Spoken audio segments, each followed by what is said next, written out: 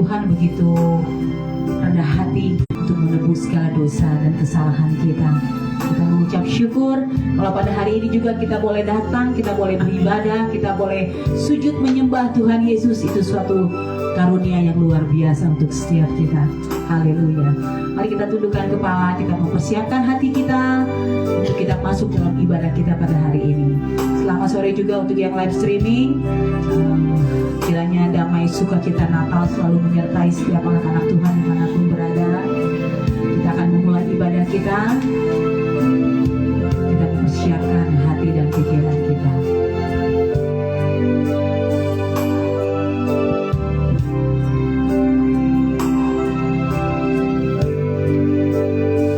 Terima kasih Tuhan Yesus. Terima kasih Allah yang baik. Terima kasih Allah yang begitu menyayangi dan mengasihi kami. Kami mengucap syukur ya Tuhan. Sekecil apapun kami mau mengucap syukur Yesus. Karena kasih-Mu yang begitu besar untuk setiap kami ya Bapa. Engkau melayakkan setiap kami menjadi anak-Mu ya Tuhan. Terima kasih Yesus. Terima kasih ya Bapa kalau pada hari ini kami boleh beribadah ya Bapa. Itu semua karena kebaikan kemurahan-Mu ya Tuhan. Karena kasih-Mu yang begitu besar untuk setiap kami Yesus. Kami sungguh mengucap syukur ya Bapa. Terima kasih Tuhan. Untuk bungkus dengan kuasa darah Yesus setiap anak-anak-Mu di tempat ini maupun yang live streaming ya Tuhan. Biarlah urapan-Mu, Roh Kudus-Mu yang menyertai setiap kami ya Tuhan. Biarlah puji-pujian kami juga boleh menjadi dupa yang harum yang menyenangkan hati-Mu Yesus. Terima kasih Bapa. Melayakkan kami Tuhan. Ampuni segala dosa dan kesalahan kami. Lahirkan kami Yesus. Terima kasih Bapa. Terima kasih Tuhan. Kaulah Tuhanku, Kaulah Rajaku, Kau yang termulia di bumi dan di surga. Kaulah Tuhanku, Kau Raja, Raja. Terima kasih Yesus. Kau yang termulia di bumi dan di surga. Ku sembah Kau Tuhan, ku sembah Kau Tuhan, ku puji Kau Tuhan, ku puji, ku muliakan nama-Mu. Kaulah Tuhanku, doa kami Tuhan. Kaulah Raja, Kau yang termulia, Kau yang termulia di bumi dan di surga. Ku sembah Kau Tuhan, ku sembah Kau Tuhan, ku puji, ku muliakan nama-Mu. Ku sembah Kau Tuhan, ku sembah Kau Tuhan, ku puji, ku muliakan nama-Mu. Ku sembah Kau Tuhan, ku sembah Kau Tuhan, ku puji, ku muliakan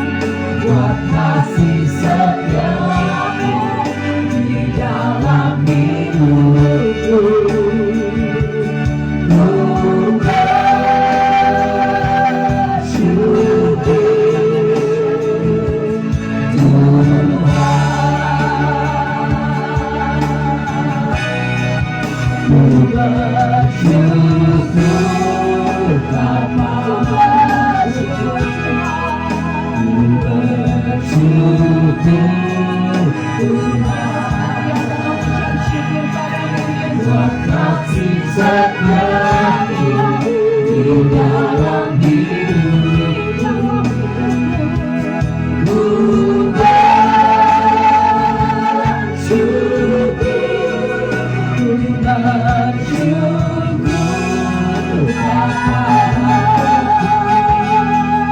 ku bersyukur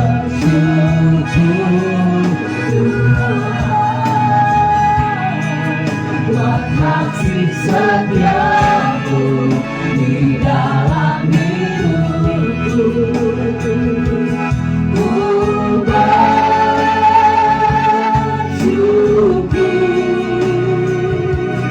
Tuhan, apapun keadaan kondisi kami Tuhan, ku bersyukur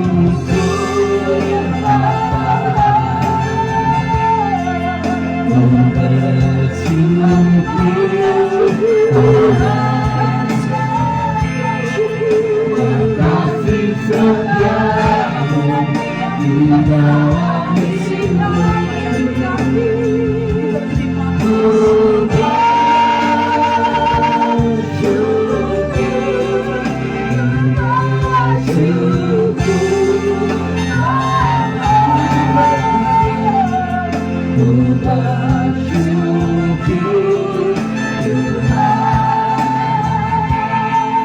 buat kasih setiamu di dalam hidupku. Ku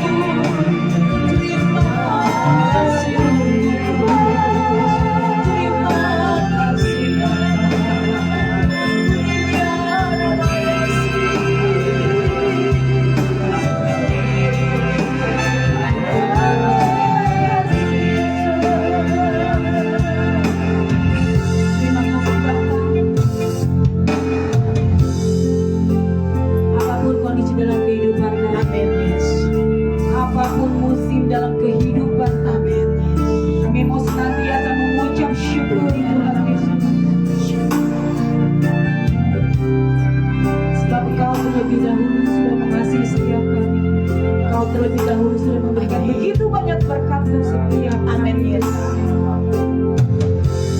Biarlah senantiasa dalam kehidupan ini kami boleh selalu mengandalkan Engkau ya Bapa. Kami mau senantiasa berlutut di hadapan Yesus. Engkau yang kekuatan kami, Engkau yang harapan kami ya Bapa. Engkau yang penghidupan kami Yesus. Manusia boleh mengecewakan, dan Engkau Allah yang setia, Engkau yang sungguh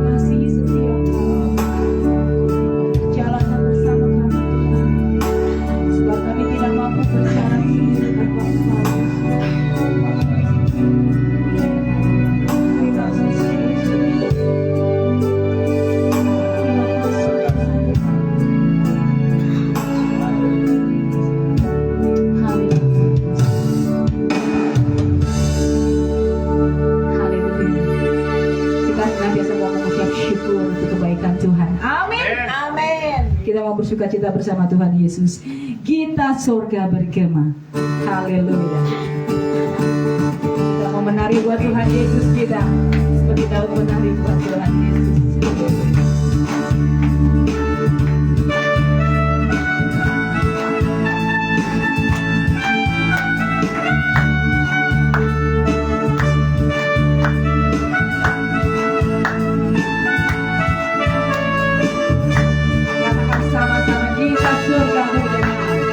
Kita surga bergema, mari Raja mulia, damai dan sejahtera turun dalam dunia. Bangsa-bangsa panggillah, bangsa sauratlah serta, sama bukan harapan, kita surga bergema, mari Raja mulia. Damai yang besar, surya hidupnya benar, menyembuhkan dunia, kita umat sayangnya.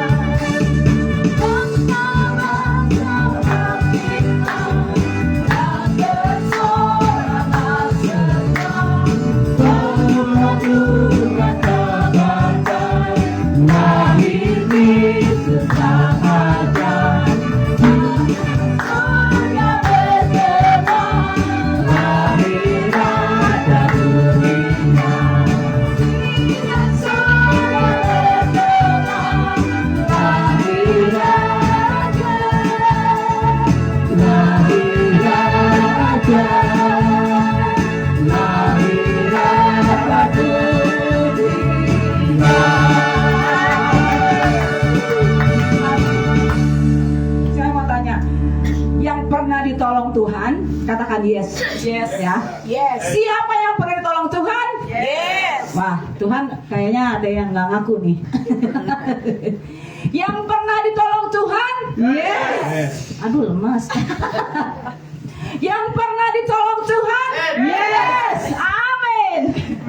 Dia lahir untuk kami, Amen. Dia mati untuk kami, yes. Dia bangkit untuk kita semua. Amen.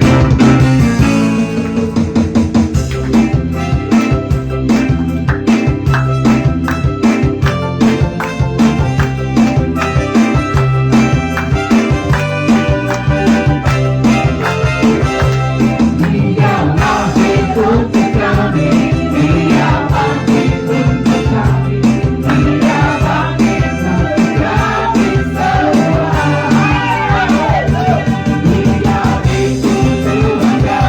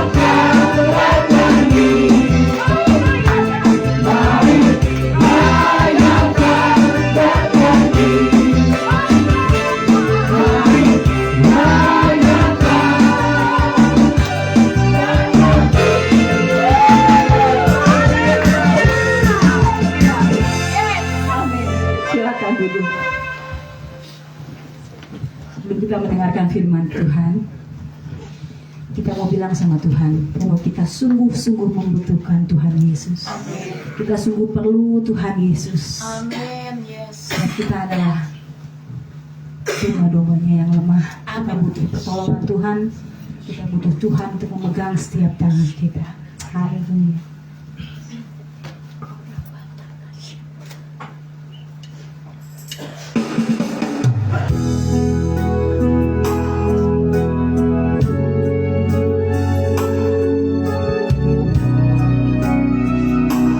Kami mau bersatu hati dengan kami mau persiapkan hati pikiran kami untuk mendengarkan suara-Mu. Biarlah firman-Mu boleh menjadi kekuatan dalam setiap langkah kehidupan kami. Di setiap detik nafas kehidupan kami ya Tuhan. Berbicara Yesus. Kudus dengan kuasa darah Yesus. Terima kasih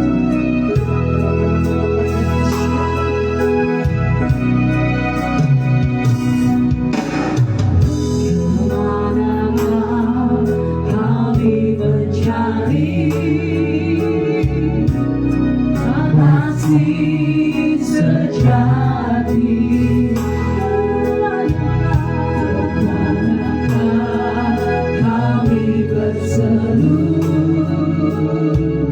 saat badai datang menderu?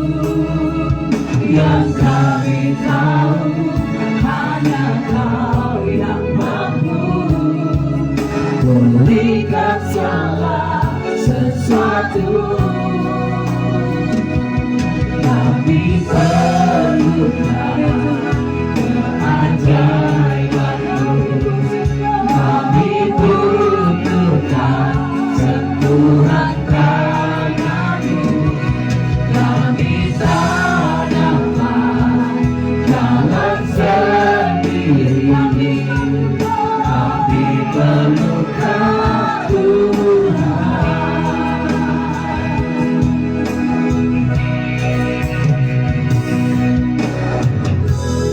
Kemanakah kami mencari kasih sejati? Kemanakah kami berseru saat badai datang menderu? Yang kami tahu hanya Kau yang mampu pulihkan segala sesuatu. Kami perlukan keajaiban-Mu. Kami butuhkan sentuhan tangan-Mu. Kami tak dapat jalan sendiri. Kami perlukan Tuhan. Kami perlukan keajaiban-Mu. Kami butuhkan sentuhan tangan-Mu. Kami tak dapat jalan sendiri. Kami perlukan Tuhan.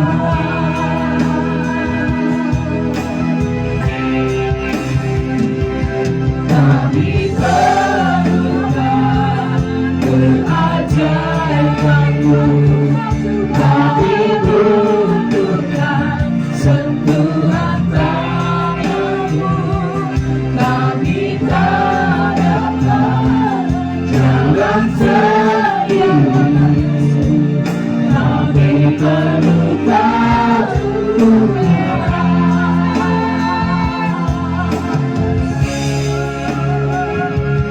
Kami perlukan seajaran Tuhan. Kami butuhkan sentuhan tangan-Mu.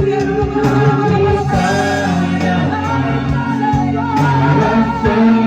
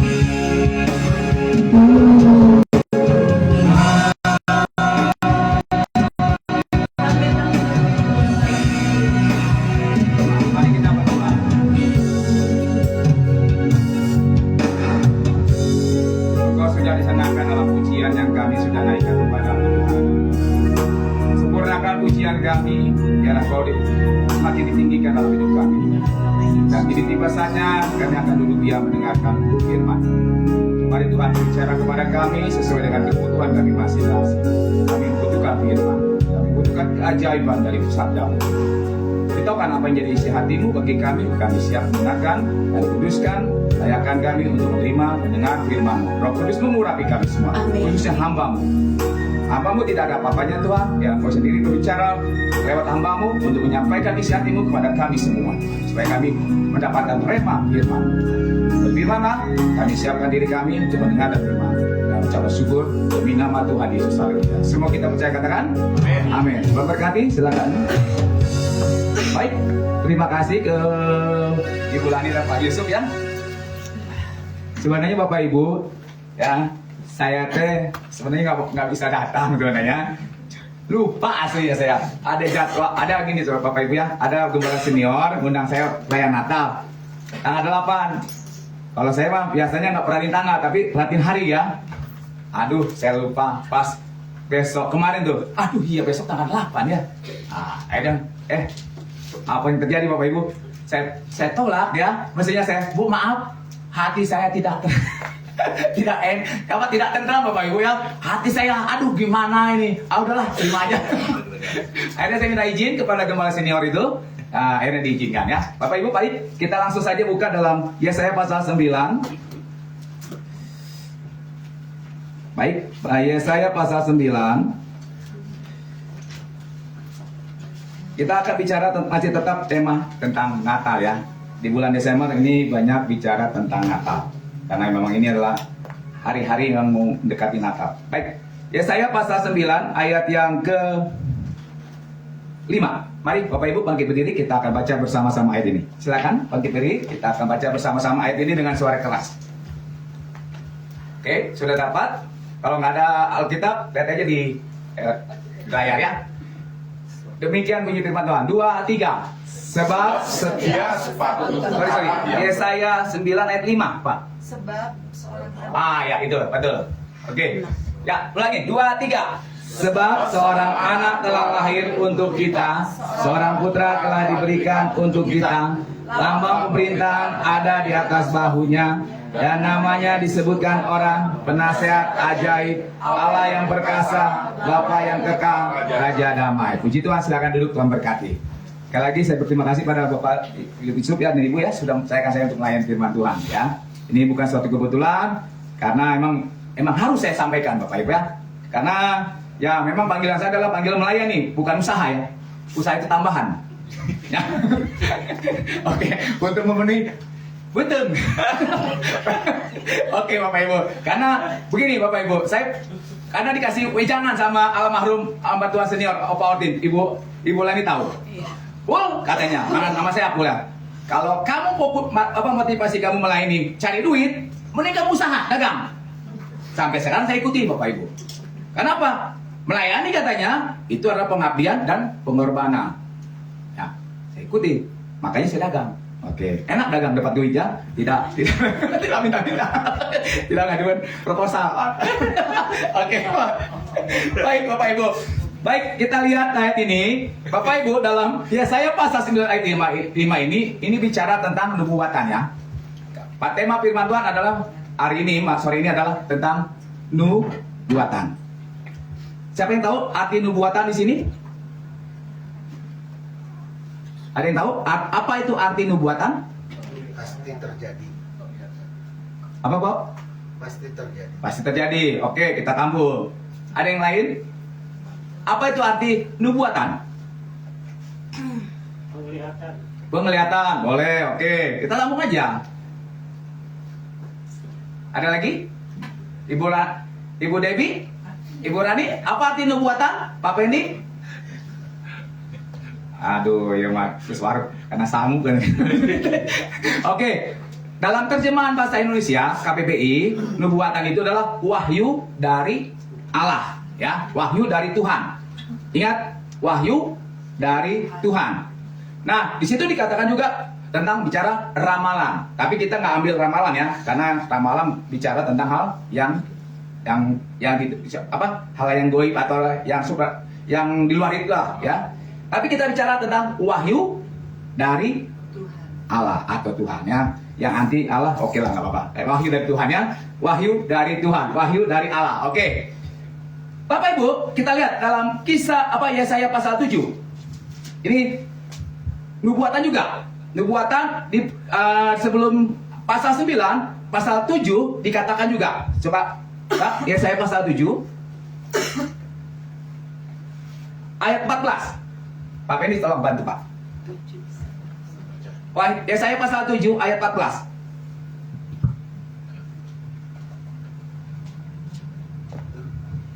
Sebab itu Tuhan sendirilah yang akan memberikan kepadamu sesuatu pertanda. Sesungguhnya seorang perempuan muda mengandung dan akan melahirkan seorang anak laki-laki, dan ia akan menamakannya dia Immanuel. Oke. Nah, pasal 7 saling melengkapi dengan pasal 9 ya. Tadi pasal 9 apa? Seorang anak di pasal 9 ayat 5, sebab seorang anak telah lahir untuk kita. Oke. Seorang putra telah diberikan untuk kita. Nah, pasal 7, Yesaya pasal 7 ayat yang kelima tadi, ayat berapa?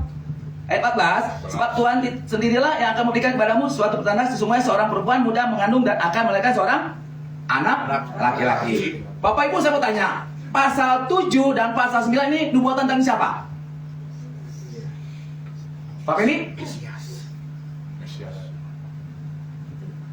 Ada lagi? Yang lain siapa? Ya.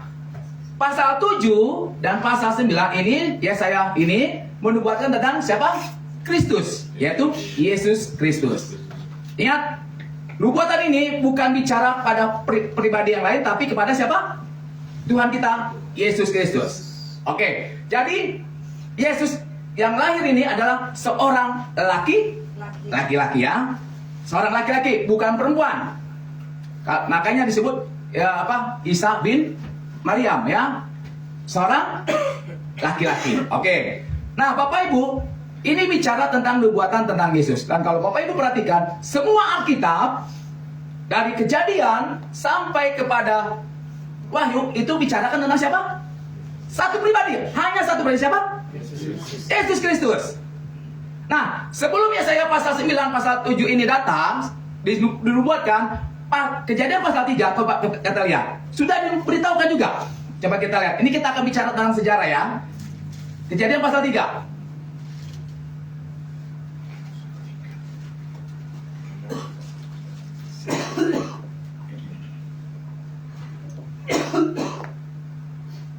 Ayat 15. Silakan Pak Pendi. Aku akan mengadakan permusuhan antara engkau dan perempuan ini, antara keturunanmu dan keturunannya. Keturunannya akan meremukkan kepalamu dan engkau akan meremukkan tumitnya. Oke, Bapak Ibu, di manakah tentang nubuatan ini dalam pasal Kejadian pasal 3? Bicara tentang apa? Keturunannya. Siapa itu yang maksud? Yesus. Keturunan dari Adam, yaitu Yesus Kristus, akan meremukkan kepala, bukan tumit.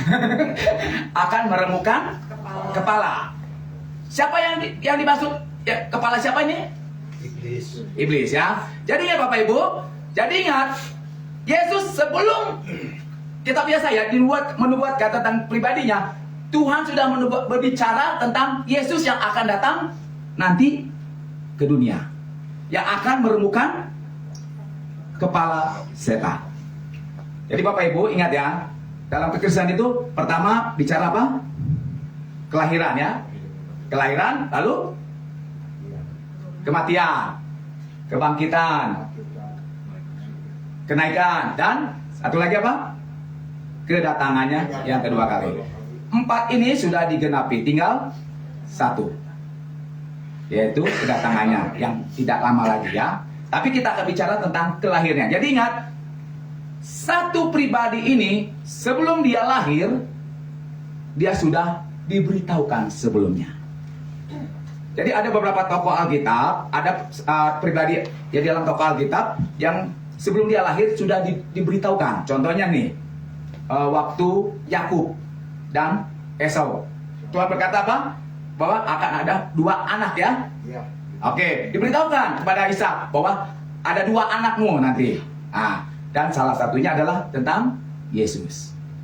Jadi ingat, yang saya catat ya, yang saya perhatikan, ada 2 pribadi yang sebelum dia lahir sudah diberitahukan kelahirannya, diberitahukan kedatangannya, yaitu Yakub dan siapa?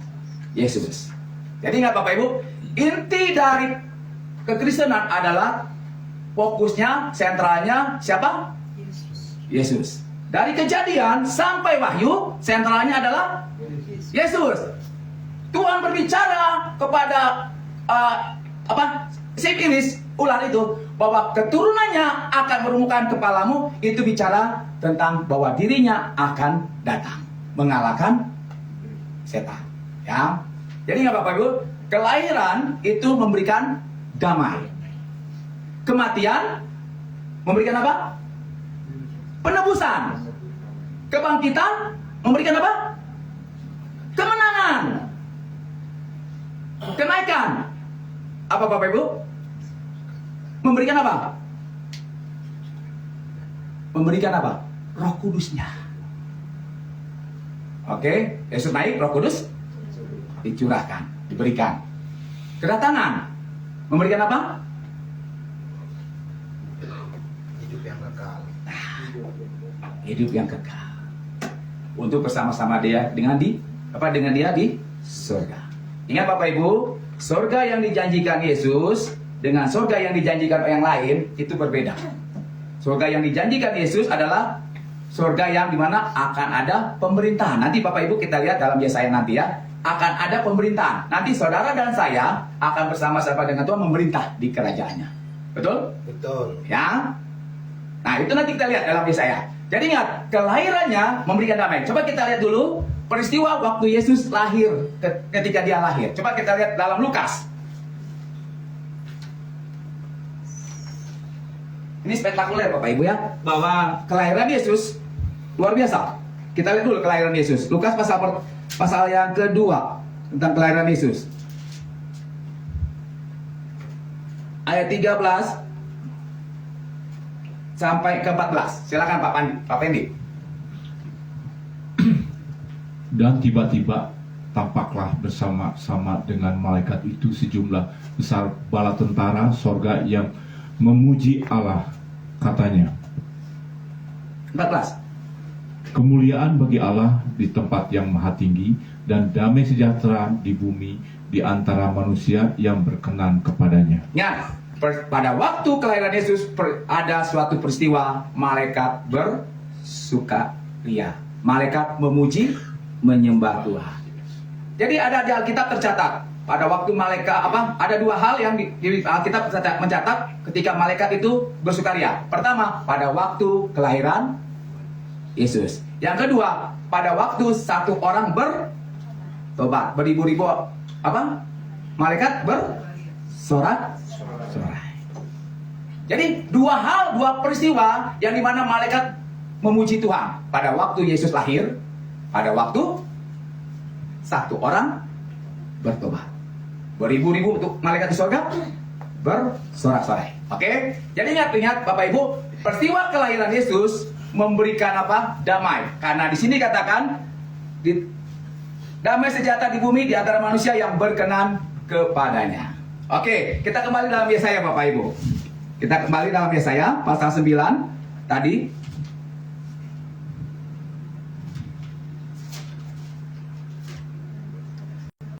Oke, kita lihat. Nah, ini bicara nubuatan. Sekali lagi kita kembali kepada topik ya, tentang temanya nubuatan. Coba kita lihat dalam Ulangan pasal 18. Ini sekali lagi cerita tentang nubuatan tentang Yesus. Baik, kita lihat dalam Ulangan pasal 18 ayat 18. Kita akan belajar ini Bapak Ibu tentang nubuatannya. Coba Bapak ini silakan.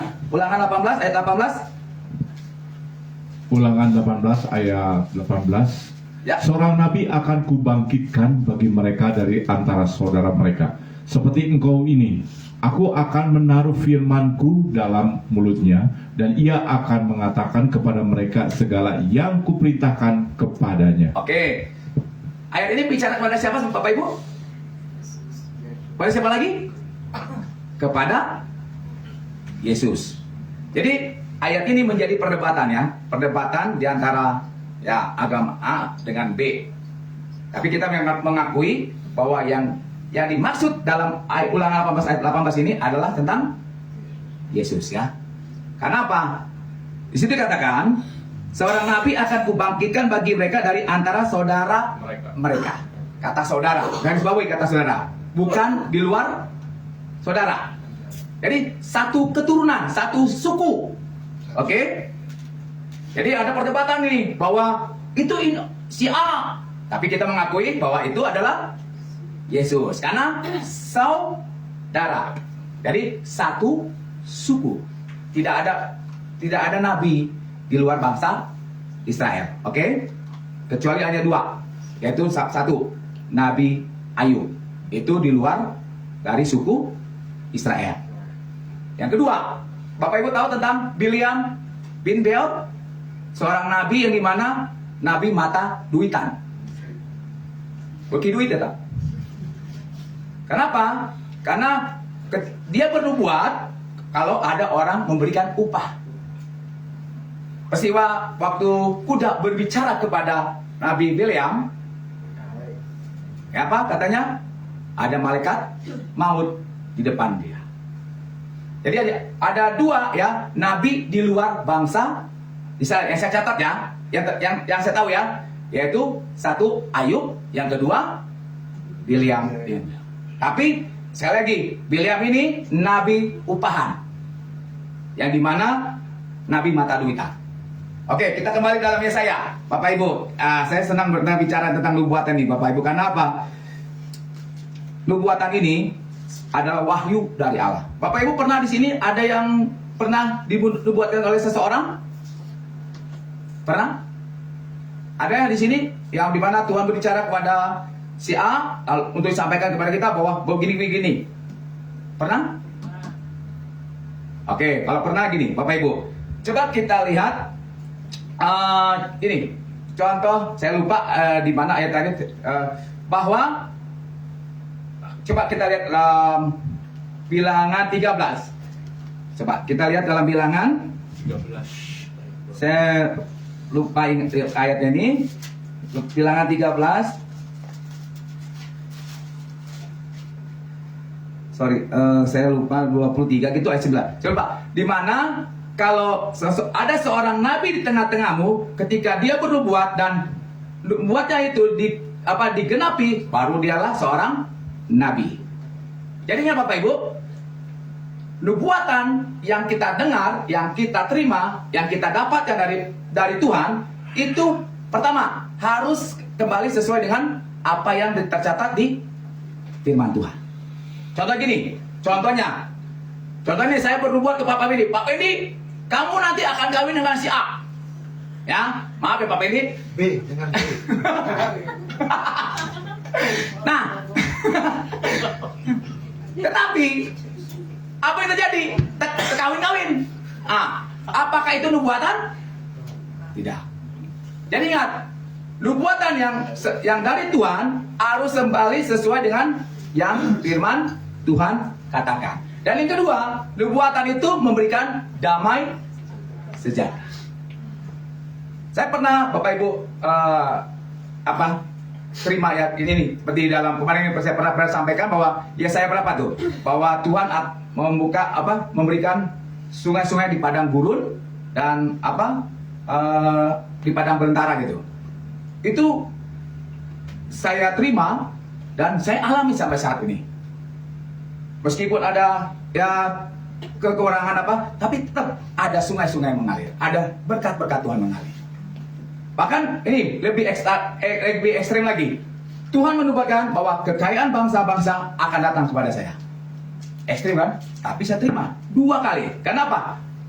Sesuai dengan apa yang firman Tuhan katakan. Dalam Alkitab katakan bahwa kekayaan bangsa-bangsa akan datang kepada kita. Ya Bu Ilania, kekayaan bangsa-bangsa akan datang kepada orang percaya. Jadi ingat, nubuatan itu harus sesuai dengan apa yang firman Tuhan katakan. Di luar firman Tuhan itu bukan nubuat, tapi lu buat-buat. Ya, dibuat-buat. Karena nubuatan itu harus digenapi. Sebagaimana nubuatan tentang Yesus pada zaman Adam sampai Yesus lahir digenapi. Bapak Ibu bayangkan, dari zaman Adam sampai Yesus lahir itu 4.000 tahun. 4.000 tahun Tuhan berfirman bahwa keturunannya akan meremukkan kepalanya, kepala iblis ya. Itu digenapi pada waktu 4.000 tahun berikutnya. Pada waktu Yesus bangkit dari antara orang mati. Ingat Bapak Ibu, kekalahan iblis bukan pada saat Yesus disalib, bukan. Kekalahan iblis pada saat Yesus 3 hari bangkit. Itulah puncak dari kekristenan kita, bahwa Yesus itu hidup. Kalau Yesus tidak mati, ingat ini, kalau Yesus tidak mati, berarti kita menyembah Tuhan yang mati. Karena dia bangkit, membuktikan bahwa dia hidup, kita menyembah Tuhan yang hidup. Ingat, setan dikalahkan pada saat kebangkitan Yesus. Kematian Yesus menebus saudara dan saya. Dalam Yesaya pasal 53, kematian Yesus menanggung semua penderitaan manusia. Coba kita lihat Yesaya 53, Pak.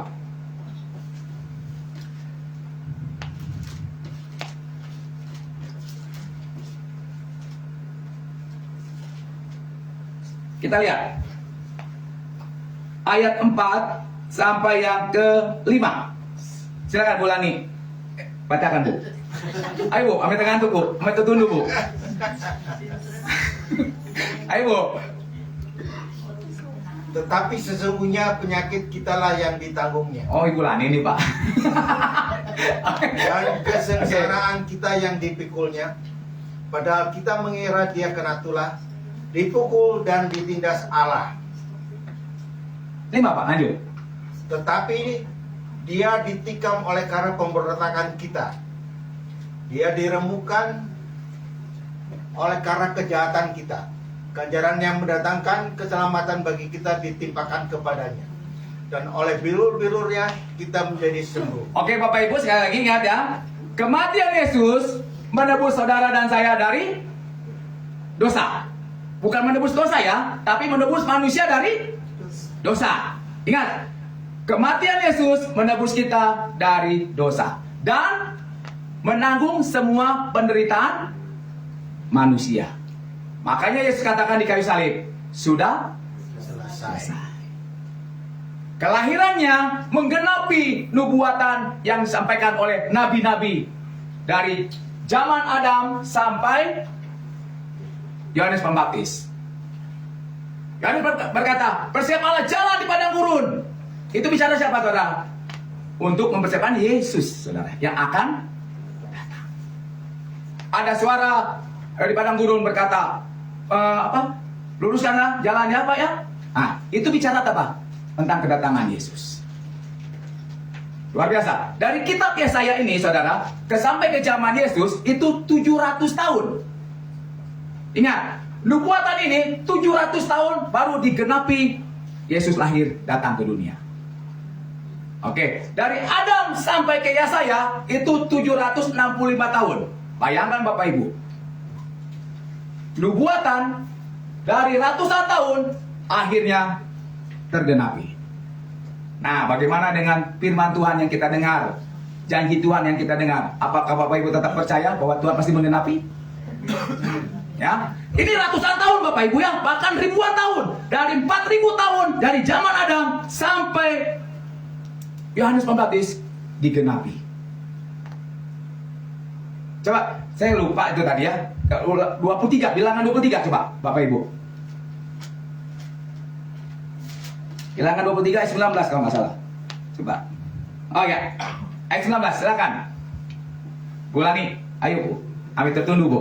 Kita ditunduk aja Bu. Ayo Bu. Saya nggak tunduk Pak. Oh, Saya doain Bapak. Oh, siap.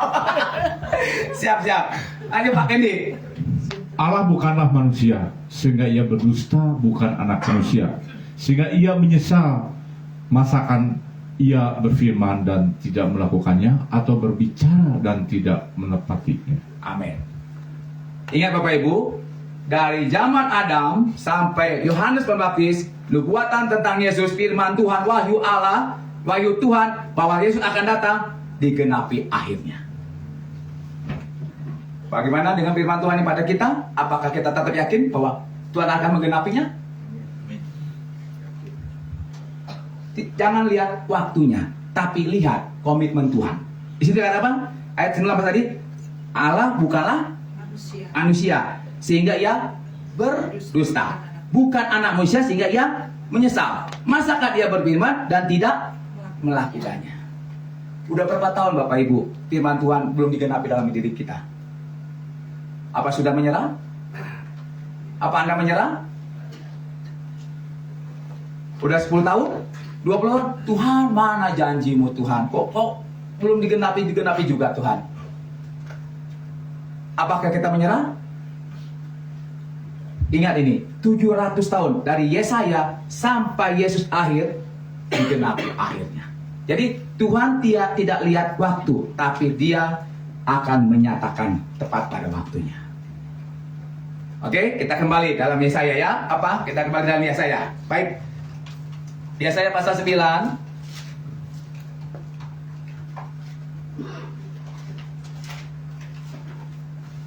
Oke, Yesaya pasal 9. Ayat yang kelima. Baik, jadi Bapak kita pelajari ya. Sebab seorang anak telah lahir untuk kita. Jadi ingat Bapak Ibu, karya keselamatan dimulai dari kelahiran. Tanpa kelahiran tidak akan ada keselamatan. Jadi saling berkaitan. Mengapa Yesus harus datang ke dunia? Karena itulah rencananya Tuhan, bahwa Dia harus datang untuk menebus manusia. Dia harus datang ke dunia menjadi sama dengan manusia. Dalam Filipi 2, coba kita lihat.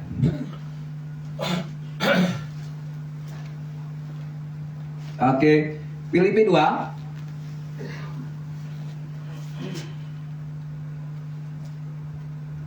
Kita lihat ayat yang ke-6 sampai yang ke-7. Pak Pendi silakan. Filipi 2 ayat yang ke-6.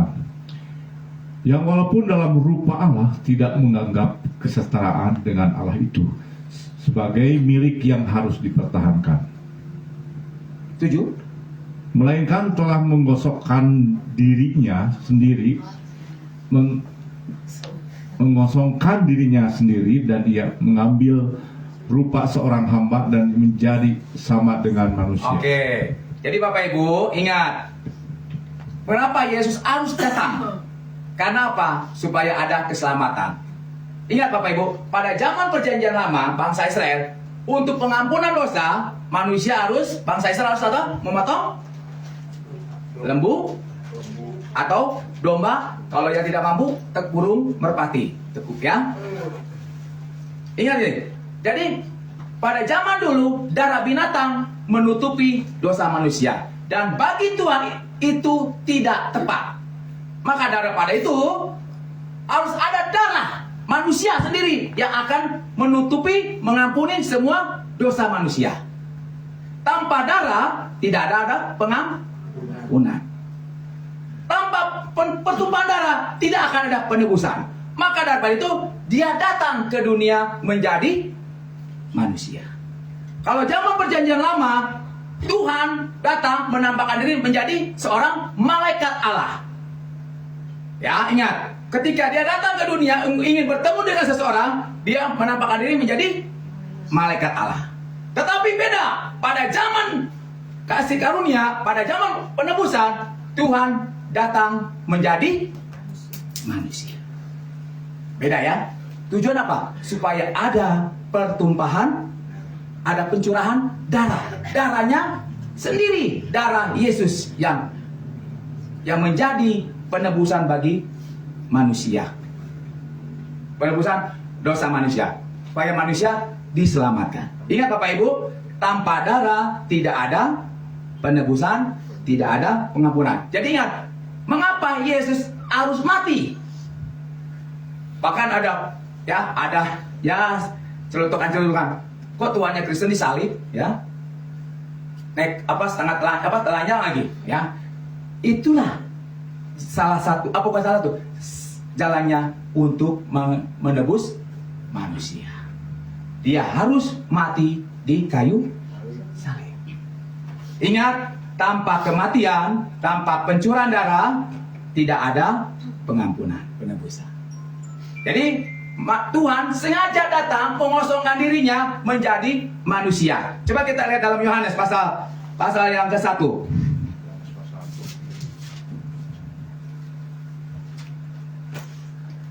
Ayat yang ke-12. Ayat 14, Yohanes 1 ayat 14. Ya, silakan Pak Pendi. Pak Pendi bantu saya, Pak Pendi. Ojo lali Pak Pendi. Firman itu telah menjadi manusia dan diam di antara kita, dan kita telah melihat kemuliaannya, yaitu kemuliaan yang diberikan kepadanya sebagai anak tunggal Bapa, penuh kasih, karunia, dan kebenaran. Oke. Jadi Bapak Ibu ingat ya, Tuhan harus menjadi manusia. firman yang dinubuatkan 4000 tahun lalu, ya, dari zaman Adam sampai zaman Yesus telah menjadi siapa? Manusia. Yaitu siapa? Yesus. 700 tahun dari Yesaya sampai Yohanes Pembaptis, firman itu menjadi manusia. Ingat, wajib bagi Tuhan untuk datang ke dunia menjadi manusia. Supaya apa? Supaya manusia diselamatkan. Oke? Ingat, mengapa orang Kristen kok Tuhannya manusia? Karena emang itu harus satu-satunya jalan untuk manusia diselamatkan. Dia harus menjadi manusia. Kalau tidak jadi manusia, tidak akan ada darah tertumpah. Tidak akan ada Yesus tersalib di kayu salib. Kalau Tuhan datang sebagai malaikat Allah, tidak akan ada karya keselamatan. Betul? Jadi bukan zaman perjanjian lama ketika Tuhan ingin bertemu dengan seseorang menampakkan diri menjadi malaikat Allah. Tidak. Itu sudah lewat. Tapi saatnya dia menjadi manusia. Jadi ingat ya Bapak Ibu, Tuhan kita bukan Tuhan manusia, tapi dia menjadi manusia. Mengosongkan dirinya menjadi seorang manusia. Mengambil rupa manusia. Tapi ingat, manusia yang dimaksud ini adalah manusia kudus. Karena apa? Kalau Bapak Ibu perhatikan, Yesus lahir dari benih Roh Kudus. Rahimnya Maria dipinjam untuk terjadinya kelahiran Yesus tanpa sentuhan benih laki-laki.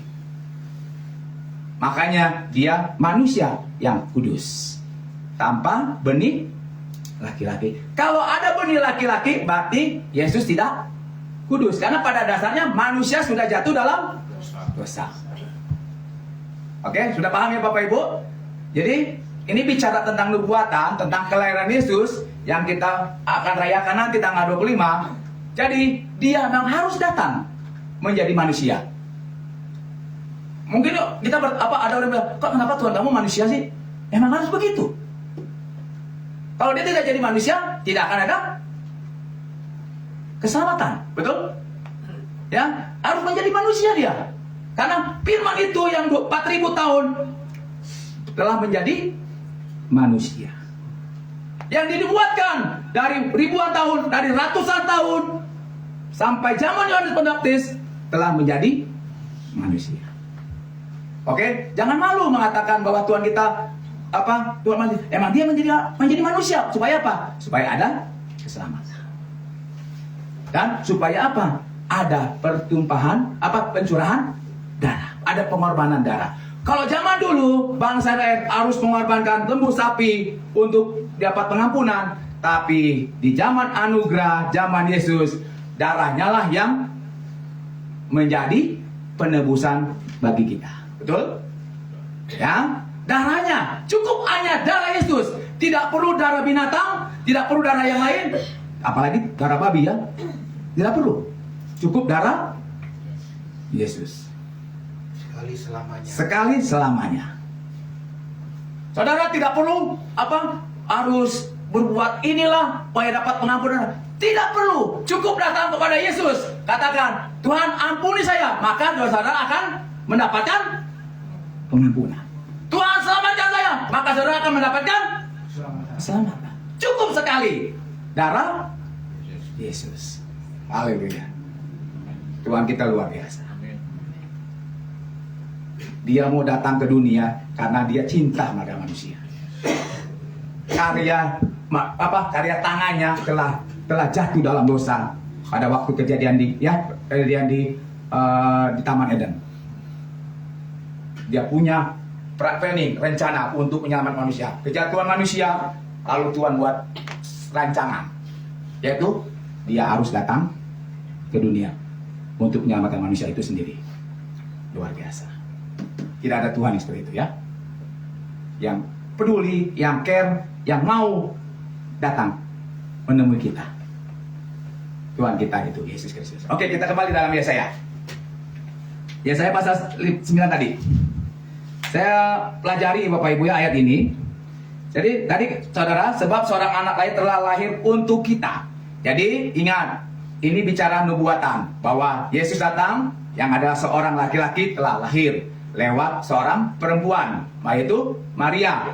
Oke, nah seorang putra telah diberikan untuk kita. Coba kita lihat dalam Yohanes pasal 3 ayat 16. Ini ayat yang sudah populer ya. Pak Pendi. Yohanes 3 ayat 16 Pak. Tuh.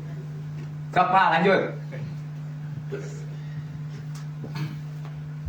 Karena begitu besar kasih Allah akan dunia ini, sehingga ia telah mengaruniakan anaknya yang tunggal, supaya setiap orang yang percaya kepadanya tidak binasa, melainkan memperoleh hidup yang kekal. Oke, Bapak Ibu, seorang putra telah diberikan untuk kita. Tujuannya apa? Seorang putra diberikan kepada kita. Tujuan apa? Supaya apa? Supaya yang percaya tidak binasa. Karena begitu besarnya kasih Allah akan dunia ini, supaya setiap orang yang percaya kepadanya tidak binasa, melainkan beroleh hidup yang kekal. Jadi Bapak Ibu, seorang putra telah diberikan untuk kita. Yesus telah diberikan kepada saudara dan saya. Supaya apa? Supaya saudara memperoleh hidup yang Kekal. Amin. luar biasa, saudara. Sampai dirinya saja, ya, dirinya saja diberikan untuk kita. Apalagi yang lain, betul? Bapak Ibu percaya? Dirinya saja dikasih kepada kita, apalagi yang lain. Amunya nunggulah, mau libere. Mau saudara minta nyanu mau libere, mau. Tapi apa yang jadi pergumulan saudara pasti diberikan. Karena dirinya saja dia berikan kepada kita. Bapa mengaruniakan anak yang tunggal supaya kita memperoleh hidup yang kekal. Dan Bapak Ibu, nah ini yang langsung lambang pemerintahan ada di atas bahunya. Jadi ingat tadi di awal sudah kata-kata bahwa ada pemerintahan nanti di surga kelak. Saudara dan saya akan memerintah di kerajaan surga kelak. Bapak Ibu percaya? Bapak Ibu percaya? Ingat, surga kita beda dengan surga yang lain. Di surga kita tidak ada bidadari. Di surga kita, kerjaan kita hanyalah satu, memuji, menyembah Tuhan dan memerintah bersama-sama dengan Dia. Tapi bidadari, ya, di surga kita, surga yang penuh kemuliaan. Di sana tidak ada nafsu, tidak ada kejahatan, tidak ada iri hati, tidak ada dosa, yang ada kemuliaan Tuhan. Bapak Ibu mau memerintah bersama dengan Tuhan? Di surga nanti.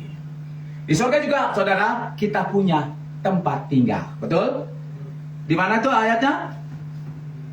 Ya. Yohanes 14 ya. Di rumah Bapakku banyak. Coba silakan Pak. Yohanes 14 ayat 2 kalau nggak salah.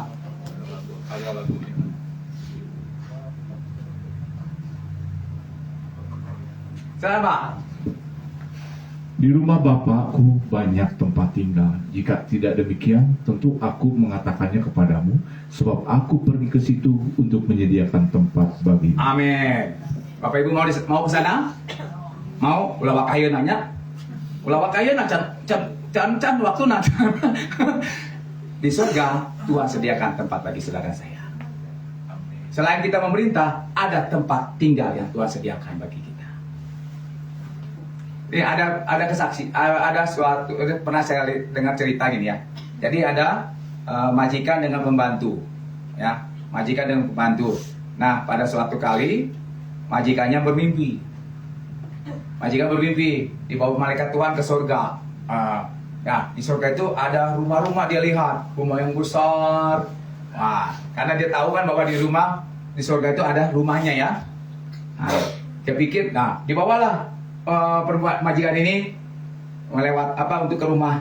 Jadi ada rumah besar gitu. Dia lewati rumah ini, pikirnya mungkin ini rumah saya nih. Tapi apa yang terjadi? Lewat. Rumah yang kedua, dia besar rumahnya, lewat juga. Nah, dan pas di kelima, dia lewat rumah itu, dia lihat pembantunya. Dia komplain ke malaikat. Malaikat, Nah, pembantu aing yang jadi dia, sorry. Pembantu saya ada di rumah ini. Terus rumah saya mana, Pak Maikat? Tenang aja, ikut ya, Ki. Dilihat ada satu rumah kecil, RSSSS ya, rumah sangat sederhana, sampai selonjoran susah sekali, ya. Oke. Nah, dia bilang, malaikatnya bilang kepada majikannya, itulah rumahmu. Dia komplain, kenapa malaikat?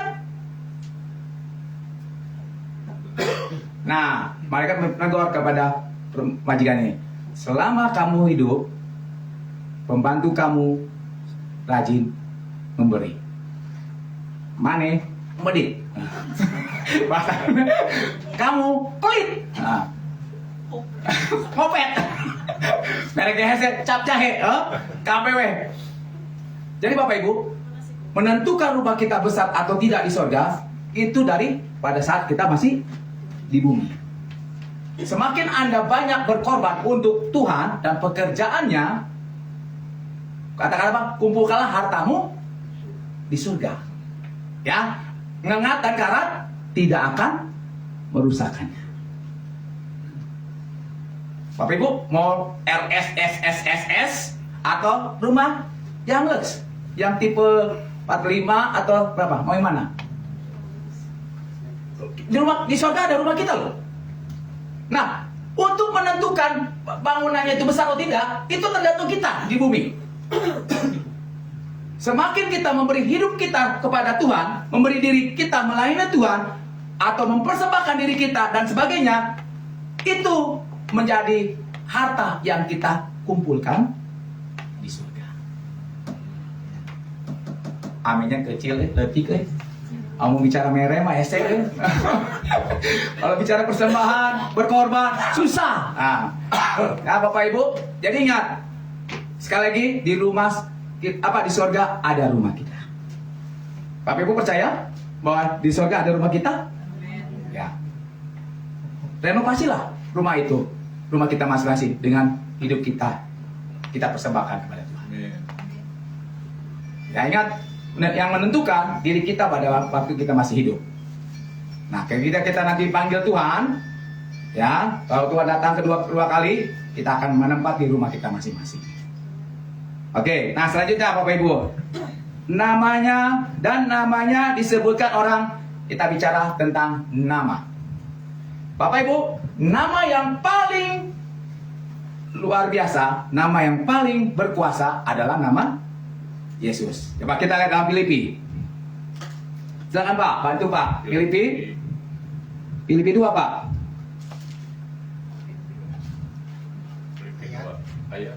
Oke, tentang nama Yesus ya, kita coba. Oke, ayat 9 sampai yang ke-11 Pak. Silakan. Ini bicara tentang nama. Itulah sebabnya Allah sangat meninggikan dia dan mengaruniakan kepadanya nama di atas segala nama. Amin. Terus? Supaya dalam nama Yesus bertekuk lutut segala yang ada di langit dan yang ada di atas bumi dan yang ada di bawah bumi. Oke, lanjut. 11. Dan segala lidah mengaku Yesus Kristus adalah Tuhan bagi kemuliaan Allah Bapa. Oke, bicara nama, saudara Bapak Ibu, tidak ada nama yang luar biasa selain nama Yesus. Dalam Kisah Rasul 4 ayat 12, di dunia ini tidak ada keselamatan lain di dalam selain hanya di dalam nama Yesus. Ingat ya, nama yang menyelamatkan, nama yang luar biasa, nama yang menghibur kita, menolong kita, membuka jalan, membantu kita dan sebagainya, yaitu siapa? Yesus. Nama Yesus. Jangan panggil nama yang lain. Panggilan nama Yesus. Jangan panggil nama Pak Pendi, mau nolong mau. Panggilan nama Yesus. Saat Anda dalam kesusahan, saat Anda sedang dalam pergumulan, berseru kepada nama Yesus. Jangan ke Bulani, jangan ke Pak Yusuf, manusia terbatas menolong. Berserulah kepada nama Yesus. Karena hanya dialah satu-satunya yang bisa menolong kita. Ingat, namanya. Setiap lidah akan mengaku bahwa Yesus adalah Tuhan. Setiap lutut akan berlutut, bertekuk lutut, sujud menyembah kepadanya. Jadi ingat, pribadi yang dari awal sampai akhir itu hanyalah satu, nama Yesus. Tidak ada nama lain yang diberitakan oleh Pak Nabi-Nabi selain nama Yesus. Kalau ada hamba Tuhan memberitakan nama lain di luar nama Yesus, berarti dia bukan hambanya Tuhan. Karena apa? Seorang hamba Tuhan harus memberitakan tentang siapa? Majikannya, yaitu Yesus. Karena dari kejadian sampai Nabi Yohanes Pembaptis, Yesuslah yang diceritakan, yang dinubuatkan. Begitu juga dengan diri kita. Nama Yesuslah yang kita panggil. Nama Yesuslah yang kita sebutkan. Jangan nama yang lain. Nama lain mungkin bisa menolong 1-2 kali, tetapi hanya nama Yesus yang bisa menolong kita selama-lamanya. Baik, kita kembali dalam Yesaya pasal 9 tadi. Ini. Ingat, Tuhan kita namanya itu tadi namanya Yesus, disebut apa? Disebutkan orang penasehat, ajaib. Bapak Ibu, kalau Bapak Ibu butuh masukan, butuh nasihat, datang kepada Yesus. Bertanya kepada Dia. Apa yang harus kita lakukan, yang kita perbuat, datang kepada Dia. Karena tidak selamanya manusia itu bisa mengetahui jalan hidupnya. Tapi Yesuslah yang bisa mengetahui jalan hidup manusia. Dalam Amsal pasal 3, coba kita lihat. Pak, silakan Pak. Amsal pasal 3, Pak.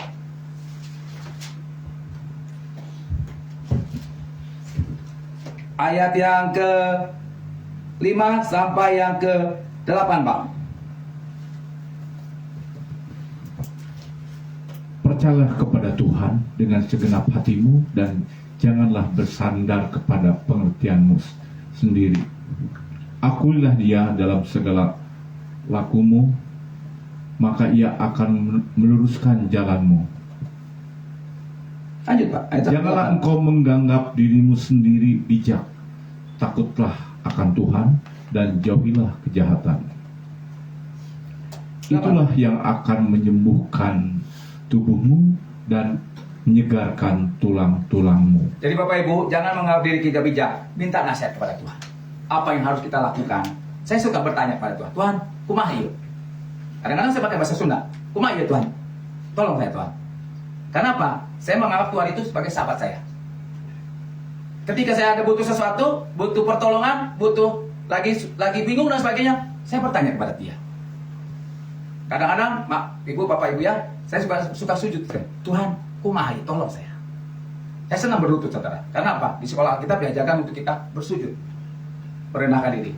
Kadang-kadang caranya Tuhan, kadang-kadang Dia saat itu menjawab, kadang-kadang tidak menjawab, tapi dituntun gitu ke ini, ke sana. Akhirnya apa? Oh, ini jawabannya. Jadi ya saudara, Bapak Ibu ya, kita manusia terbatas kecerdasan kita ya, kecerdasan kita, kepintaran kita. Tapi kalau kita lagi bingung, tanya Dia, tanya Tuhan Yesus. Saudara butuh solusi, minta tolong ke Dia, minta nasihat dari Dia. Amsal 3, akuilah Dia dalam segala lakumu. Ingat ya, jangan lari ke siapa-siapa, larilah kepada Yesus. Karena ada lagu, hanya ku bisa lari kepada Yesus. Oke, penasehat yang ajaib. Saudara butuh nasihat, saudara butuh butuh sesuatu yang dimana saudara bingung, butuh pertolongan, pencerahan, tanya kepada Yesus. Lalu di sini katakan juga bahwa Dia Allah yang perkasa. Lukas 1, Pak. Lukas 1 ayat terakhir ayat 35 Pak. Coba kita lihat Pak ya. Ini ayat yang sudah Bapak Ibu populer ini. Ayat 37, sorry.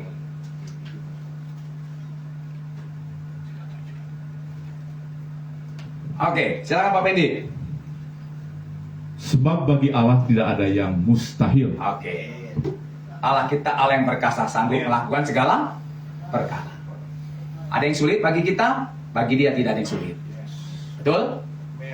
Saat ini Anda dalam kesulitan, ingat, Dialah solusinya. Karena Dia Allah yang perkasa. Bapak Ibu tahu cerita tentang Israel? Bangsa Israel keluar dari tanah Mesir, dikejar oleh Raja Firaun dan tentara-tentaranya, di kiri kanan gunung, depan laut terberau. Apa yang terjadi Bapak Ibu? Laut terbelah oleh keperkasaan Tuhan. Kadang-kadang ya, cara Tuhan di luar logika.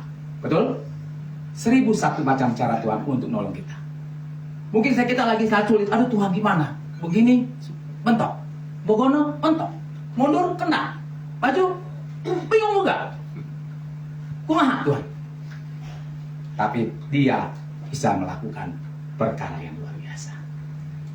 Datang pada dia. Karena Allah kita Allah yang perkasa. Tidak ada yang bisa mengalahkan dia. Setan aja kalah kok. Apalagi masalah kita. Betul? Kesulitan kita. Apakah hari ini ada kesulitan yang besar di depan kita? Ingat Bapak Ibu, Tuhan kita lebih besar. Betul? Tuhan kita lebih besar dari apa yang kita pikirkan. Dari kesulitan kita, Tuhan kita lebih besar. Masalah apapun, sebesar apapun, dia sanggup meruntuhkan, membelah masalah itu untuk kita bisa berjalan. Seperti bangsa Israel berjalan di laut, di tengah-tengah. Kalau dipikir, ayah bahan payah. Bangsa Israel ayah bahan mati loh. Ada bahan mati. Tapi apa yang terjadi? Tuhan lakukan perkara yang yang luar biasa. Bangsa Israel berjalan di tengah laut, luar biasa. Tidak ada yang seperti itu Bapak Ibu ya. Luar biasa Tuhan kita. Tuhan Allah Israel yang kita sembah dalam Yesus Kristus, Tuhan yang luar biasa. Oke, langsung kembali lagi ya saya. Kita pelajari ayat ini. Jadi Bapa yang kekal. Jadi Tuhan kita panggil dia Bapa untuk suatu hubungan. Tidak ada jarak Bapak Ibu antara manusia dengan Tuhan.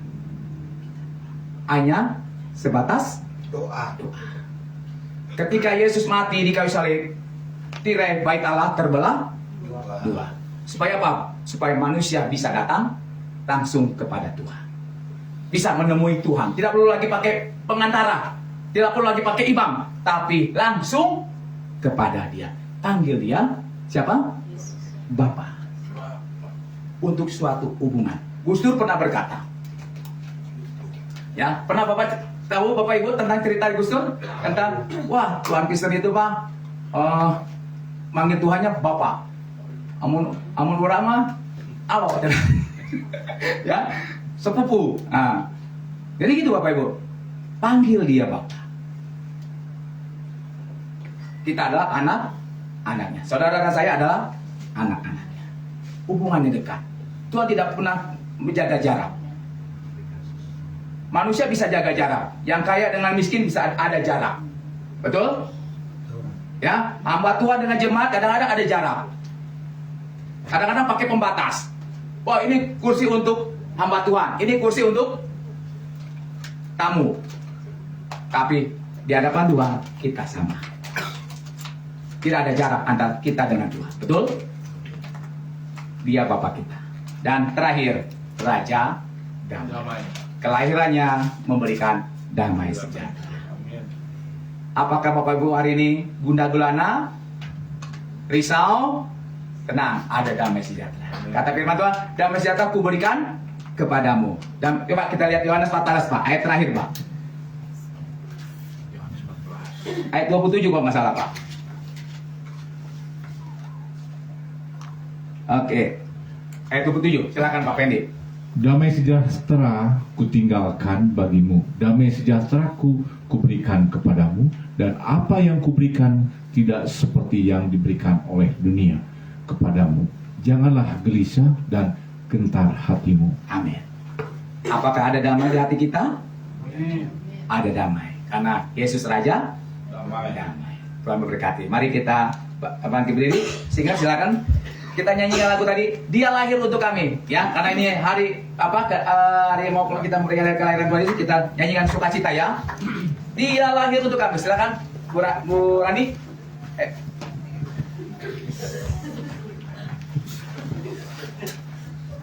Pipin. Oke. Suara saya sumbang kayaknya. Oke. Dia lahir untuk kami, Pak. Mari Bapak Ibu kita berdiri, kita semangat ya. Karena kita merayakan hari kelahirannya.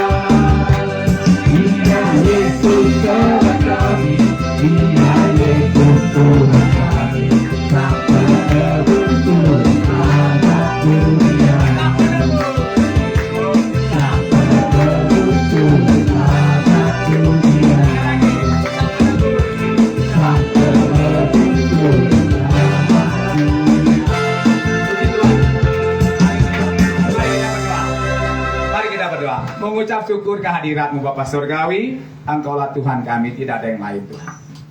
Hanya Engkau juru selamat kami. Engkau lahir untuk kami mendapatkan keselamatan. Terima kasih untuk karya-Mu, terima kasih untuk kelahiran-Mu yang memberikan damai bagi kami semua. Apapun masalah yang kami hadapi, biarlah damai sejahtera-Mu melingkupi hati dan pikiran kami Tuhan. Sehingga kami tetap senantiasa mengucap syukur kehadirat-Mu. Sesulit apapun hidup kami, untuk kami tetap percaya kepadamu Tuhan. Damai sejahtera-Mu tetap biar tinggal dalam hati kami, dalam pikiran kami, terus menaungi kami, sehingga kami tetap di hadirat-Mu Tuhan. Kami tahu Tuhan, Engkau Tuhan yang tidak pernah meninggalkan kami. Tapi kami tetap percaya kepadamu Tuhan. Terima kasih, hamba-Mu sudah menyampaikan firman-Mu, meteraikan firman-Mu Tuhan. Apa yang jadi kebutuhan jemaat-Mu, biarlah yang sudah didengar oleh mereka, biarlah menjadi rema bagi mereka Tuhan. Dan biarlah Tuhan dipermuliakan dalam semuanya. Kami serahkan juga acara selanjutnya ke dalam tangan-Mu. Kami akan memberi persembahan, mengucap syukur untuk semuanya. Kami terima firman-Mu, kami alaskan doa kami ini dalam nama Tuhan Yesus. Haleluya. Semua kita percaya katakan? Amin. Tuhan berkati, silakan duduk. Saya serahkan kepada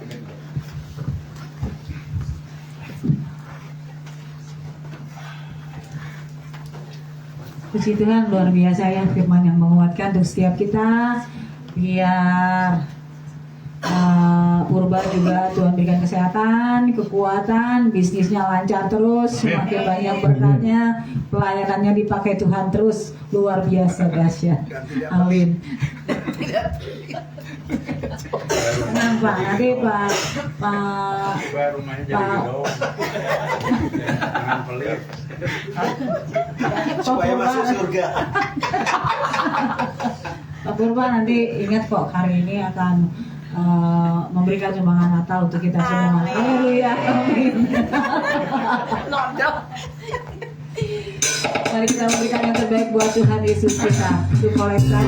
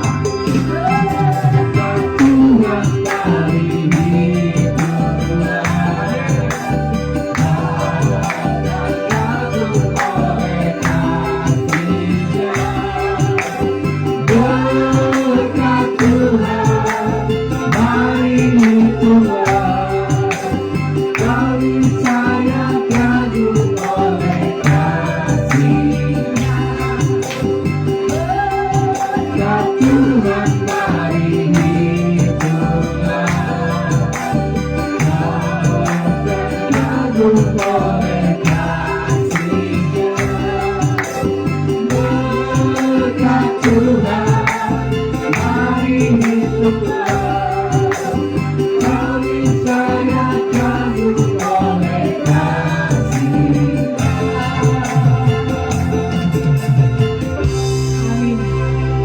Saya minta kesediaan Ibu Kristanti untuk doa syafaat selanjutnya. Doa berkat oleh Ibu Lani.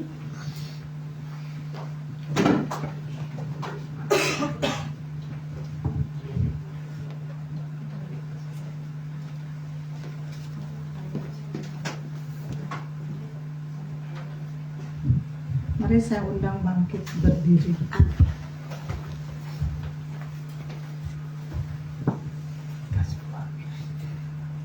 Bapa, kami bersyukur dan berterima kasih Tuhan. Pada malam ini Tuhan, Engkau kumpulkan kami di sini Tuhan. Kami datang kepadamu Tuhan, membawa hati kami Tuhan. Engkau yang paling mengenal hati kami Tuhan. Kami mohon Tuhan, Engkau mau layakan kami Tuhan, sehingga kami boleh layak di hadapan-Mu, layak untuk menaikkan doa-doa syafaat kami. Bapak, kami berdoa khususnya untuk Indonesia Tuhan, yang saat ini sangat membutuhkan Engkau Tuhan, di dalam perekonomian kami di Indonesia ini, dari Sabang sampai Merauke sampai ke Pulau Rote Tuhan. Mari Tuhan, Engkau yang campur tangan, Engkau mau pulihkan, Engkau berkati hasil tanah, hasil bumi, hasil sawah, hasil ladang, hasil ternak, hasil pangan, hasil tambang, semuanya Engkau berkati Tuhan. Karena kami tahu Tuhan, Engkau memberkati kami sangat banyak Tuhan, tapi banyak belalang pelahap di sekitar kami Tuhan. Mari Tuhan, Engkau campur tangan Tuhan. Hanya Engkau yang sanggup memulihkan, hanya Engkau yang sanggup menolong. Tuhan, tingkatkan sumber daya manusia kami, Tuhan. Tuhan, kami juga berdoa Tuhan untuk pemerintahan kami, Presiden, Wakil Presiden, para Menteri Eselon 1, Eselon 2, Tuhan, TNI, Polri, dan seluruh jajarannya Tuhan, dari yang tertinggi sampai yang terendah. Kami doakan mereka supaya Engkau memberikan hikmat kepada mereka Tuhan, sehingga mereka boleh melakukan tugasnya Tuhan dengan baik Tuhan, sesuai dengan yang Engkau percayakan kepada mereka Tuhan. Tuhan, kami juga berdoa Tuhan untuk GKKI Penabur Benih Tuhan. Mari Tuhan Engkau berkati hamba Tuhan di sini, Pendeta Lani beserta keluarganya Tuhan, anak cucu mantu. Engkau berkati Tuhan, Engkau urapi Tuhan dengan kuasa urapannya Tuhan, karena kami percaya Tuhan bukan kuat, bukan gagah, tapi hanya kuasa-Mu Tuhan. Tuhan, mari Tuhan Engkau juga memberkati yang saat ini sedang sakit. Mari Tuhan Engkau jamah Tuhan dengan kuasa-Mu Tuhan. Yang letih lesu berbeban berat, mari Engkau berikan kelegaan. Yang sedang mengalami masalah dan jalan buntu, mari Engkau berikan jalan keluar. Yang sedang mengalami masalah ekonomi, Engkau juga tolong Tuhan. Engkau yang sanggup Tuhan menolong, karena Engkau menciptakan terang dan gelap. Engkau menciptakan nasib mujur dan nasib malam Tuhan. Tuhan, kuasa-Mu, hanya dalam kuasa-Mu Tuhan, berkat itu Tuhan. Tuhan, juga Engkau memberkati Tuhan yang saat ini sedang mencari pekerjaan. Engkau berikan pekerjaan yang cocok, yang tepat Tuhan. Tuhan, yang sedang terikat saat ini Tuhan, kami bersepakat di dalam nama Tuhan Yesus, Engkau yang sanggup melepaskan segala ikatan-ikatan di dalam nama Tuhan Yesus oleh kuasa-Mu Tuhan. Sehingga kami boleh bebas, boleh menyembah Engkau Tuhan, karena Engkau satu-satunya yang layak dipuji dan disembah. Terima kasih Bapa, ke dalam tangan-Mu kami serahkan doa kami yang jauh dari sempurna ini. Haleluya, amin. Mari saudara kita mengangkat tangan pada Bapa Surgawi. Sungguh kami mengucap syukur Bapa. Terima kasih Tuhan Yesus. Terima kasih Allah Roh Kudus. Engkau hadir dalam kehidupan kami. Engkau Tuhan yang tidak pernah membiarkan kami, meninggalkan kami ya Bapa. Engkau Allah yang setia dalam kehidupan kami. Terima kasih buat kebenaran firman-Mu. Kau mengajarkan setiap kami untuk selalu berjalan bersama dengan Engkau, di mana terus mengandalkan Engkau, menaruh pengharapan hanya kepadamu. Bahkan kami terus menguatkan, meneguhkan iman kami di dalam nama Tuhan Yesus Kristus. Terima kasih Bapa. Berkati hamba-Mu Bapak Purba. Tuhan memberkati pelayanannya, usahanya, bisnisnya. Tuhan yang memberkati apa yang dikerjakannya Tuhan, buat berhasil beruntung. Kemanapun kaki anak-Mu berjalan, ada kemuliaan demi kemuliaan yang Tuhan nyatakan. Kami percaya Tuhan, di tempat ini Engkau juga memberkati setiap kami, jemaat umat-Mu, baik yang mengikuti live streaming maupun kami semua yang ada di tempat ini. Kami mengucap syukur, berterima kasih Tuhan. Kalau kami boleh beribadah, kami boleh ada, kami boleh melayani, kami boleh memuji, menyembah Tuhan. Itu semua hanya untuk kemuliaan nama Bapa Surgawi. Terima kasih Bapa, hanya di dalam nama Tuhan Yesus. Mari saudara angkat tanganmu. Saudara pulanglah, terimalah berkat pertolongan dan cinta kasih Tuhan. Damai sejahtera, sukacita dari Allah Bapa Surgawi turun dalam kehidupanmu, keluargamu, rumah tangga, usaha, pekerjaan, pelayananmu, anak-anakmu, menantu, cucu-cucumu, suami istrimu, keluargamu diberkati Tuhan dengan kelimpahan. Tuhan mencurahkan minyak anggur gandum yang baru dalam hidupmu di dalam nama Tuhan Yesus, sehingga bejana-bejanamu dipenuhkan, lumbung-lumbungmu dipenuhkan hanya di dalam nama Tuhan Yesus Kristus. Bahkan apa yang kau kerjakan Tuhan Yesus buat berhasil, buat beruntung dalam nama Tuhan Yesus.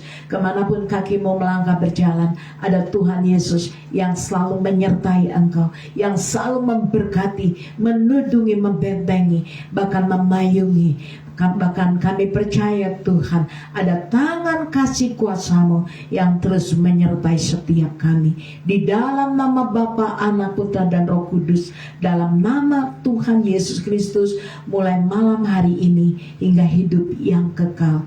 Maranatha, kami sudah menerima berkat-berkat-Mu, bahkan pengurapan-Mu. Hari ini kami sudah menerimanya di dalam nama Tuhan Yesus. Yang percaya bersama saya, kita angkat pujian. Ku yakin Tuhan sudah memberkati. Segala pujian, hormat, kemuliaan bagi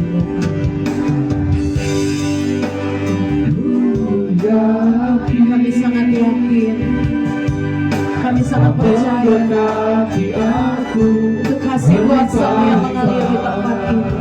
Tuhan Yesus memberkati setiap kami berlimpah-limpah. Tuhan Yesus yang akan luas daerah pelayanan kami, daerah ekonomi, Tuhan meluas setiap daerahku Tuhan. Ketika kami merancangkan rencana-rencana dalam hidup kami sangat yakin dan percaya ada tangan Tuhan yang selalu menyertai kami, melindungi, membentengi, menaungi kami Bapa, dalam nama Yesus. Sehingga mara bahaya, sakit, penyakit, malapetaka tidak dapat mendekat di dalam setiap hidup. Karena kami percaya kami punya Tuhan Yesus, Roh di dalam kami lebih besar dari apapun yang ada dalam dunia ini. Sehingga ketakutan Tuhan, sehingga ketakutan tidak menimpa hati, sehingga kecemasan, sehingga kecemasan. Di dalam nama Tuhan Yesus, kemenangan kami terima malam hari ini. Dalam nama Tuhan Yesus yang percaya, sama-sama mengatakan